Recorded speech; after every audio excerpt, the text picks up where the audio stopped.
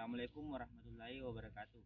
Perkenalkan, nama saya Andi Asoswarta, kelas 1E jurusan Peternakan, Prodi Penyuluhan Peternakan dan Kesejahteraan Hewan. Di video ini, saya akan menjelaskan mengenai anatomi dan morfologi pada ayam.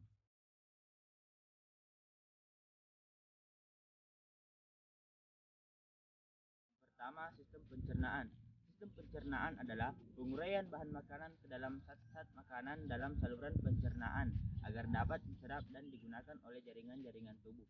Berdasarkan aktivitas organ pencernaannya, pencernaan terbagi menjadi tiga, yaitu pencernaan secara mekanis, pencernaan secara kimiawi, dan pencernaan secara mikrobiologi. Sistem pencernaan ayam terdiri dari berbagai organ penting, diantaranya satu, mulut berfungsi untuk mengambil makanan. Lidah di dalam mulut akan mendorong makanan ke saluran pencernaan selanjutnya.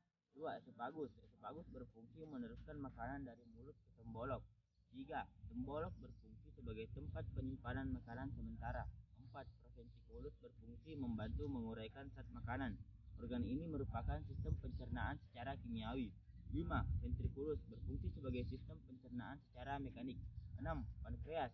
Pankreas berfungsi mensekresikan hormon insulin. 7. Usus halus berfungsi sebagai tempat berlangsungnya pencernaan dan absorpsi produk pencernaan. Usus halus terdapat 3 bagian, yaitu duodenum berfungsi mengurangi sisa makanan, jejunum berfungsi meneruskan sisa makanan, dan ileum berfungsi sebagai tempat penyerapan air. 8. Usus besar merupakan tempat penyerapan air dengan tujuan meningkatkan kadar air di dalam sel tubuh dan menjaga keseimbangan air pada ayam. 9.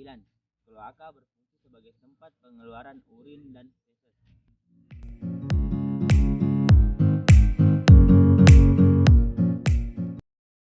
Sistem respirasi atau pernapasan.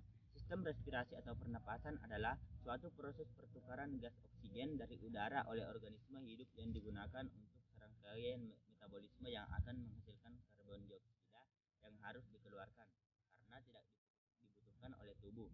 Organ pernapasan pada ayam mencakup beberapa bagian, diantaranya 1. Hidung berfungsi menyaring udara dari bakteri-bakteri atau debu yang akan masuk ke dalam tubuh.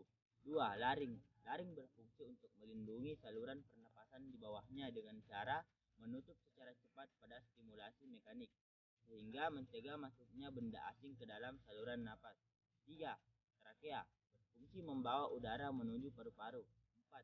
Paru-paru berfungsi sebagai tempat pertukaran oksigen dan karbon dioksida. 5. Kantung udara merupakan selaput tipis berbentuk seperti balon yang berfungsi untuk membantu pernapasan. Proses pertukaran udara juga terjadi di kantung udara.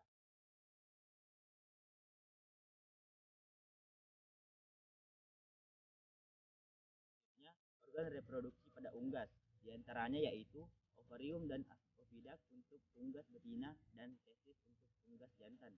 Organ reproduksi pada ayam betina diantaranya 1. Oviduct berfungsi menghasilkan sel telur pada ayam. 2. Infundibulum berfungsi menampung sel telur yang sudah matang. 3. Magnum berfungsi membentuk sel telur. 4. Isthmus berfungsi memisahkan putih telur dengan kuning telur. 5. Uterus sebagai organ lanjutan dari isthmus. 6. Vagina berfungsi sebagai tempat lintasan telur. 7. Kloaka berfungsi sebagai tempat pengeluaran telur. Adapun organ reproduksi pada ayam jantan yaitu 1. Testis berfungsi sebagai tempat terjadinya spermatogenesis. 2. Saluran deferens berfungsi sebagai tempat sperma mengalami pemasakan dan penyimpanan sebelum terjadi ejakulasi. 3. Alat kopulasi berfungsi memproduksi cairan transparan yang bercampur sperma saat terjadi kopulasi.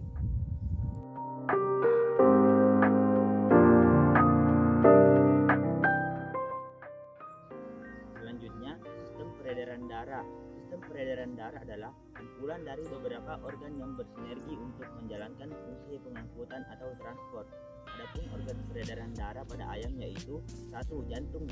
Jantung berfungsi memompa darah ke seluruh tubuh. 2. Hati. Hati berfungsi mengganti sel darah merah. 3. Ginjal. Ginjal berfungsi menyaring darah. Sekian penjelasan saya mengenai anatomi dan morfologi pada ayam. Semoga bermanfaat. Sekian, assalamualaikum warahmatullahi wabarakatuh.